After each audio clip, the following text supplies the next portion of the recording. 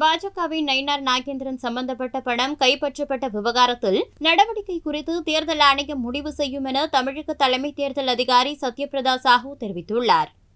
இது எல்லாத்திலே election commission of India final ஒரு முடிவு. அவங்களோட ரிப்போர்ட்டை பேஸ் பண்ணி தான் சார் டெல்லியில முடிவு எடுக்க முடியும். தனியா எல்லாம் டெல்லியில பண்ணிர முடியாது. ரிப்போர்ட் ஒவ்வொரு இதுக்கு நம்ம கேதரிங் பண்ணிட்டு சிஓ சார்பா, அப்சர்வர் சார்பா, நம்ம எக்ஸ்பெண்டிச்சர் அப்சர்வர் சார்பா இந்த மாதிரி ரிப்போர்ட்ஸ் எல்லாம் போயிட்டு இருக்கோம்.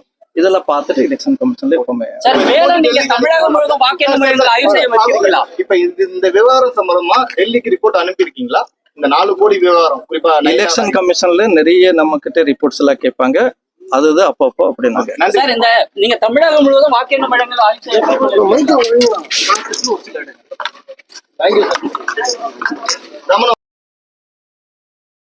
செய்திகளை உள்ளது உள்ளபடி தெரிந்து கொள்ள ரெஃப்ளெக்ட் நியூஸை சப்ஸ்கிரைப் பண்ணுங்க.